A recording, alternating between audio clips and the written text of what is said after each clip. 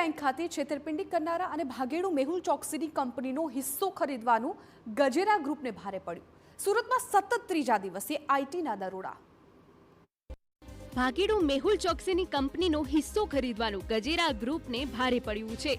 ગુજરાત સહિત મુંબઈની મળી કુલ 30 જગ્યાઓ પર તપાસનો ધમધમાટ ચાલી રહ્યો છે।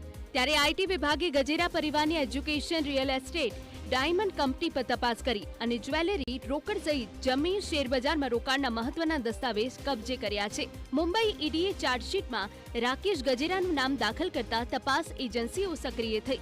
એવી આશંકા છે કે લક્ષ્મી ડાયમંડના ચોપડે કરોડોનો કાળો કારોબાર થયો છે।